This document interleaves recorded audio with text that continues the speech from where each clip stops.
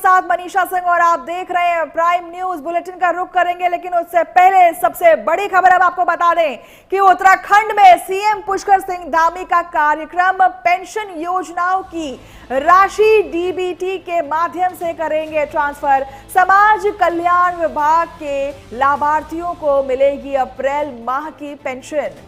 सचिवालय देहरादून में आयोजित होगा कार्यक्रम। मुख्यमंत्री लाभार्थियों को सीधे खातों में राशि करेंगे हस्तांतरित और दोपहर 2:10 मुख्यमंत्री करेंगे शासकीय कार्य। मुख्यमंत्री कैंप कार्यालय में करेंगे शासकीय कार्य। तो ये बड़ी खबर आ रही है, पेंशन से जुड़ी ये बड़ी खबर है। तमाम जो पेंशन उपभोक्ता हैं उनके लिए ये बड़ी खबर है। उत्तराखंड सीएम पुष्कर सिंह धामी का कार्यक्रम है आज, जहां वो पेंशन बांटते नजर आएंगे। पेंशन योजनाओं की राशि डीबीटी के माध्यम से ट्रांसफर किया जाएगा। समाज कल्याण विभाग के लाभार्थियों को मिलेगी अप्रैल माह की पेंशन। तो ये बड़ी खबर हम आपको बता रहे हैं। तमाम जो पेंशन उपभोक्ता हैं उनको आज राहत मिलने वाली है। अप्रैल महीने की जो पेंशन है उन्हें दी जाएगी। खुद सीएम धामी अपने हाथों से पेंशन वितरण करेंगे। और इस खबर पर मदन सिंह हमारे साथ जुड़ गए। मदन, बड़ी जो उपलब्धि है आज देखने को मिलेगी। सीएम खुद अपने हाथों से तमाम जो पेंशन उपभोक्ता हैं उन्हें पेंशन बांटते नजर आएंगे। क्या खबर है पूरी? मनीषा, देखिए, आज जो है मुख्यमंत्री पुष्कर सिंह धामी सचिवालय में पहुंच चुके हैं और थोड़ी देर में डीबीटी के माध्यम से तमाम जो पेंशनर्स हैं उनकी जो पेंशन है वो यहाँ से जारी करेंगे। और मुख्यमंत्री पुष्कर सिंह धामी ने अब ये इस तरीके का नियम भी बना दिया है कि वो डीबीटी के माध्यम से सभी, चाहे दिव्यांग हो या तमाम जो पेंशनर हैं, विधवाएं हैं, बुजुर्ग हैं, उन सबकी जो पेंशन जाती है वो डीबीटी के माध्यम से अब मुख्यमंत्री सीधा ट्रांसफर करते हैं।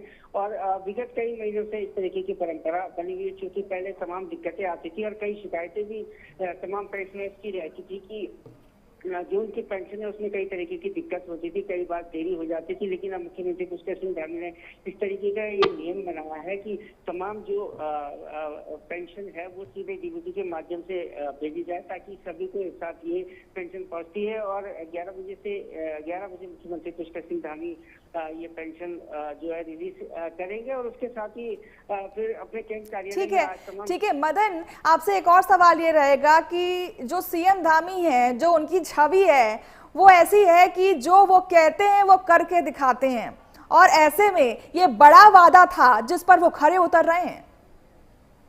निश्चित तौर पर मनीषा, देखिए, मुख्यमंत्री पुष्कर सिंह धामी ने तमाम बड़े फैसले लिए हैं और उसी क्रम में जो तमाम जो अनियमितता कहीं पे भी दिखाई देती है तो सीधे तौर पर एक्शन भी लेते हैं। और जब पेंशन में दिक्कतें बीच में आई थी तो सीधे तौर पर मुख्यमंत्री ने आदेश भी दिए थे कि किसी भी पेंशनर को कोई दिक्कत नहीं होनी चाहिए।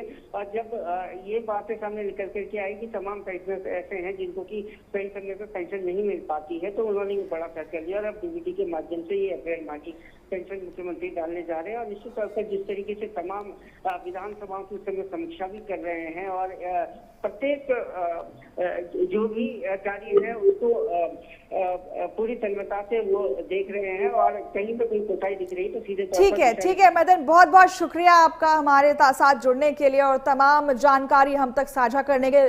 बढ़ते हैं अगली खबर की ओर। मसूरी से खबर आ रही है, देहरादून मार्ग पर दर्दनाक हादसा हो गया है। 100 मीटर गहरी खाई में गिरा ट्रक और खाई में गिरने से ट्रक चालक की मौत हो गई है।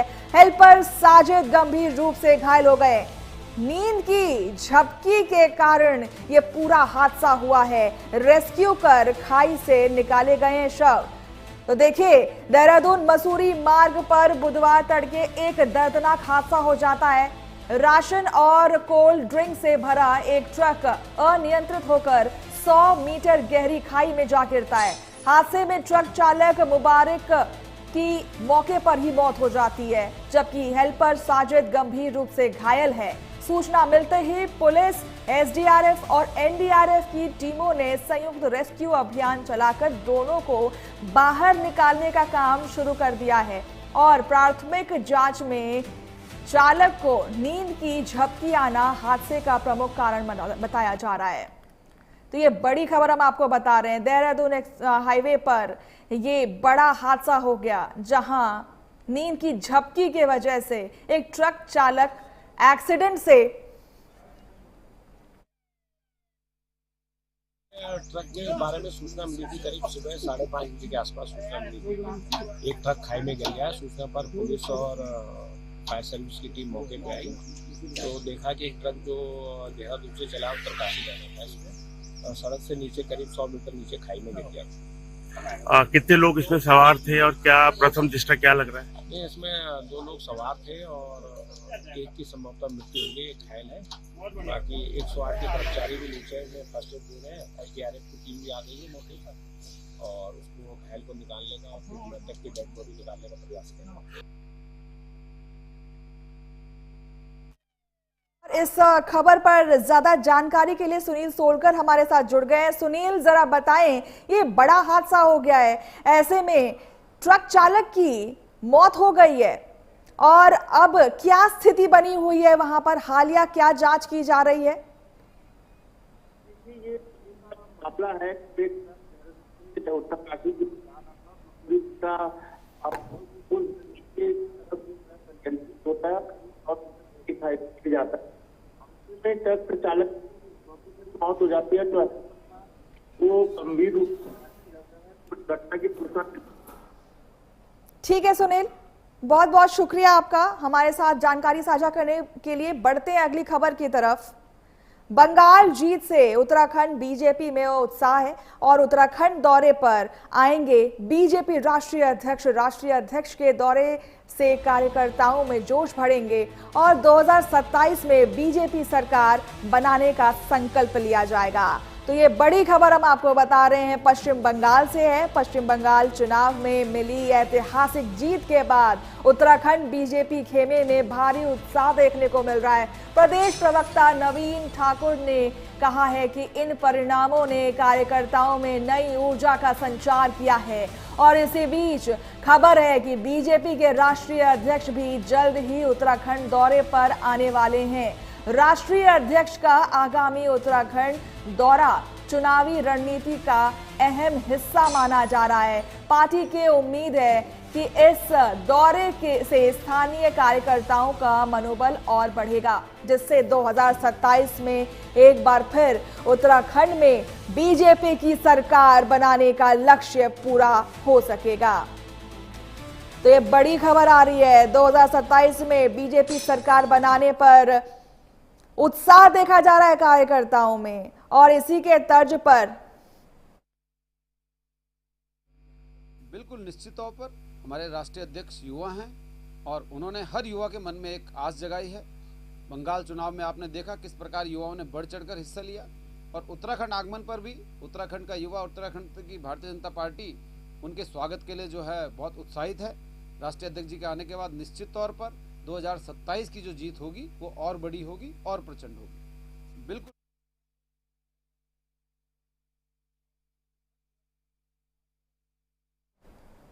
उधर चंपावत जनपद के सीमांत क्षेत्र टनकपुर स्थित पूर्णागिरी तहसील में तहसील दिवस का आयोजन किया गया है। मौके पर डीएम के सामने 64 फरियादियों ने अपनी समस्याएं रखी और जिन पर मौके पर ही त्वरित कार्रवाई करते हुए अधिकारियों को सख्त निर्देश दिए गए। कार्यक्रम के दौरान दूषित पेयजल की शिकायत को डीएम ने गंभीरता से लेते हुए तत्काल पटवारी को मौके पर भेजा। प्रारंभिक जांच में पानी साफ पाया गया, लेकिन शिकायतकर्ता के असंतुष्ट रहने पर जल संस्थान से घर में नमूना मांगकर जांच करवाई है और जो मानकों के अनुरूप मिला। और इस दौरान डीएम ने कहा है कि जनता की समस्याओं में लापरवाही बर्दाश्त नहीं की जाएगी।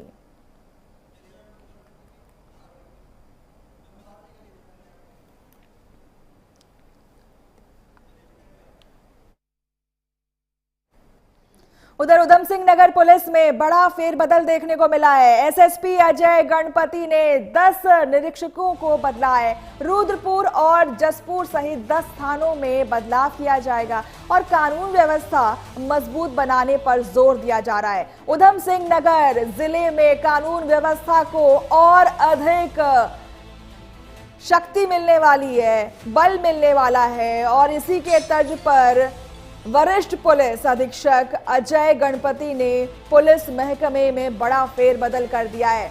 एसएसपी ने जिले के 10 निरीक्षकों के तबादले के आदेश जारी कर दिए हैं। जारी सूची के अनुसार राजेश पांडे को जसपुर, प्रकाश दानू को रुद्रपुर कोतवाली और भूपेंद्र बुजवाल को रुद्रपुर और गदरपुर और रवि जयसैनी को किच्छा की जिम्मेदारी सौंपी गई है। इसके अलावा कई अन्य निरीक्षकों के कार्य क्षेत्र में भी फेरबदल किया गया है। ये प्रशासनिक बदलाव पुलिसिंग को और बेहतर बनाने के लिए किया गया है।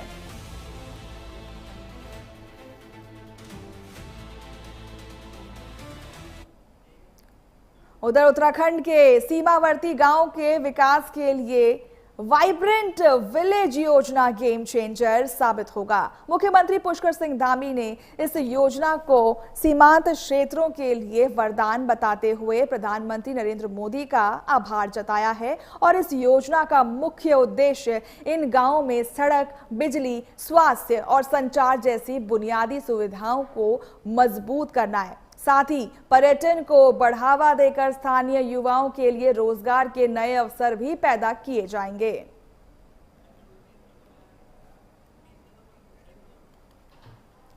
ठीक है, तो आपने देखा कि किस तरीके से कानून की जो प्रक्रिया है उसे और सशक्त करने की बात कही जा रही है। आपको हम बता दें कि उत्तराखंड के सीमावर्ती गांवों के विकास के लिए वाइब्रेंट विलेज योजना गेम चेंजर साबित होगा और मुख्यमंत्री पुष्कर सिंह धामी ने इस योजना को सीमांत क्षेत्रों के लिए वरदान बताते हुए प्रधानमंत्री नरेंद्र मोदी का आभार जताया है।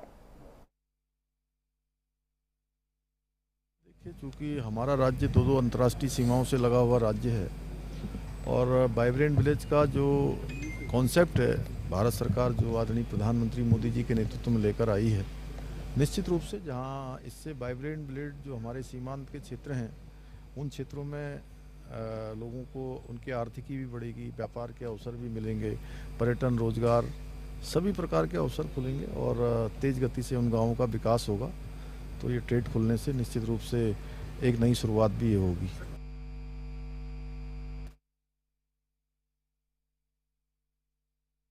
वहीं देहरादून से बड़ी खबर आ रही है। कावली रोड पर भीषण सड़क हादसा हो गया है और ट्रक की चपेट में आने से युवक की मौत हो गई है। हादसे के बाद फरार हुआ ट्रक चालक। पुलिस ने शव कब्जे में लेकर शुरू की जांच।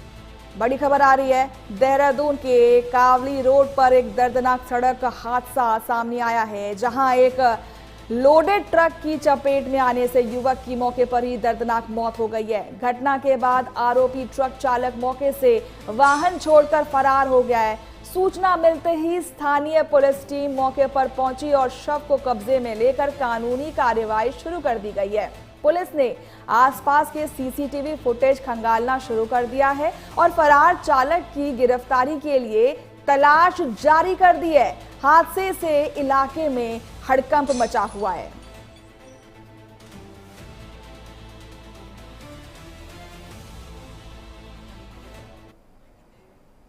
वहीं देहरादून से खबर आ रही है, ट्रैफिक व्यवस्था सुधारने की मुहिम जारी कर दी गई है। लैंसडाउन चौकी पर आरटीओ ने मारा छापा। नियम तोड़ना जो है अब आसान नहीं होगा। नियम तोड़ने वालों पर चला आरटीओ का हंटर। नो पार्किंग में खड़े वाहनों के काटे चालान और अवैध पार्किंग करने पर कार्रवाई के निर्देश दिए गए हैं। लाइसेंस निरस्त करने की भी बात की जा रही है, तमाम चेतावनी दी जा रही है। तो देखिए, कानून के तहत ही काम कीजिए वरना आपका भी चालान कट सकता है।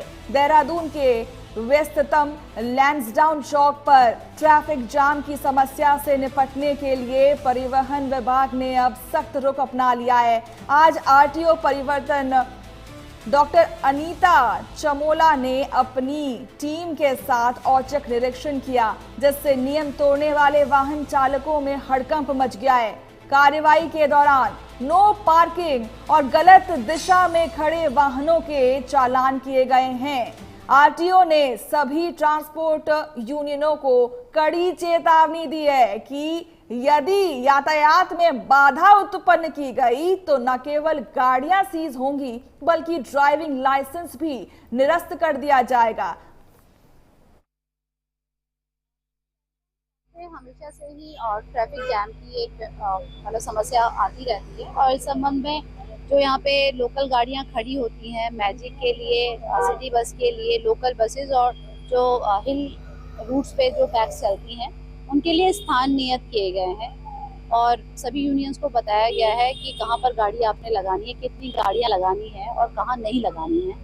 तो ये एक वही सडन इंस्पेक्शन था एक तरह से कि मतलब जो नियम हमने बनाए हैं वो फॉलो हो रहे हैं कि नहीं हो रहे हैं, तो उसी के लिए ये चेकिंग किया गया था। उनको निर्देशित किया गया है कि ऐसे स्थानों पर जहां पर गाड़ी खड़ी करने से ट्रैफिक जैम होता है या यातायात में बाधा उत्पन्न होती है तो वहां पर। उधर चमोली में चतुर्थ केदारश्री के रुद्रनाथ मंदिर की यात्रा को लेकर के प्रशासन पूरी तरह से मुस्तैद हो चुकी है और 18 मई को कपाट खुलने के मद्देनजर जिलाधिकारी के निर्देश पर वन विभाग की टीम ने सगर से रुद्रनाथ धाम तक पैदल मार्ग का गहन स्थलीय निरीक्षण किया। एसडीओ मोहन सिंह के नेतृत्व में टीम ने यात्रा मार्ग की सुरक्षा और सुविधाओं का जायजा लिया।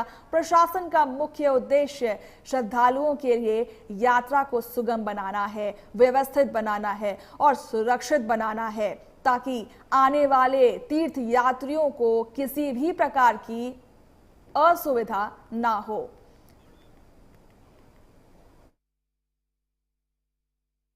जिलाधिकारी महोदय चमोली एवं उप वन संरक्षक महोदय केदारनाथ वन्यजीव प्रभाग के निर्देशन के क्रम में एक श्री रुद्रनाथ यात्रा मार्ग पर निरीक्षण टीम के रूप में यहाँ उपस्थित हुए हैं और जिसमें कि जिलाधिकारी महोदय द्वारा नामित विभागों के द्वारा अपने प्रतिनिधि भेजे गए हैं। ये कुल मिलाकर हमारे 15 सदस्यीय एक दल है जिसका दायित्व है कि यात्रा मार्ग का निरीक्षण करके अपना जो है रिपोर्ट प्रस्तुत करना है।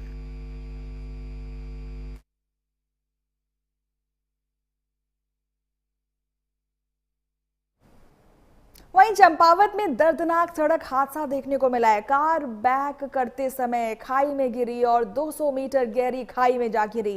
कार खाई में गिरने से युवक की मौत हो गई है। हादसे में बसंत सिंह की दुखद मौत हुई है। ये बड़ी खबर हम आपको चंपावत से बता रहे हैं। चंपावत से एक दिल दहला देने वाली खबर सामने आ रही है। तामली रोड पर कार बैक करते समय एक अनियंत्रित वाहन 200 मीटर गहरी खाई में जा गिरी। हादसे में 33 वर्षीय चालक बसंत सिंह की दर्दनाक मौत हो चुकी है। घटना की सूचना मिलते ही पुलिस टीम ने मौके पर पहुंचकर रेस्क्यू अभियान चलाया और घायल को अस्पताल पहुंचाया, लेकिन अस्पताल ले जाते समय रास्ते में ही उन्होंने दम तोड़ दिया। इस घटना के बाद से पूरे क्षेत्र में शोक की लहर है। पुलिस मामले की जांच कर रही है।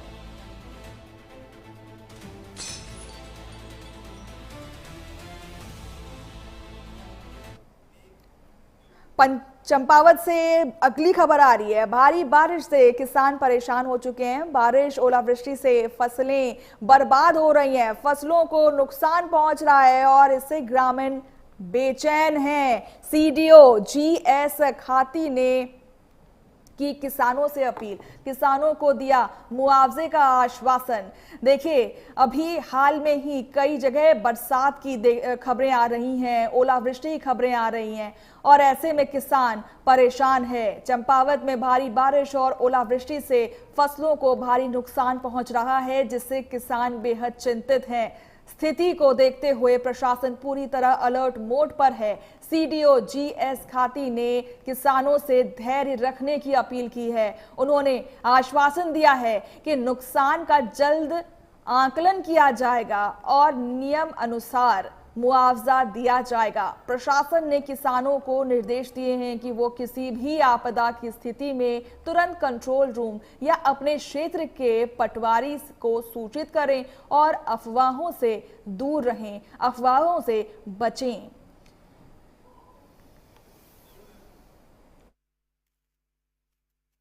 पिछले माह में और इस माह जो है बारिश हुई है और बारिश के साथ बारिश से उतना नुकसान नहीं हुआ जितना नुकसान ओलावृष्टि से हुआ है। ओलावृष्टि में जो पिछले माह ओलावृष्टि हुई थी उसका तो आकलन कर लिया गया है उद्यान विभाग और कृषि विभाग द्वारा, और जो वर्तमान में बारिश हो रही है इसका आकलन किया जा रहा है। इसमें ज़्यादातर जो हमारे सेब है, कीवी के वृक्ष है या और अन्य टेम्परेट फ्रूट्स हैं उनमें उनका नुकसान इसमें हुआ है। और उसी तरह से जो है हमारी मटर वगैरह जो लगी हुई थी उसमें भी कुछ नुकसान की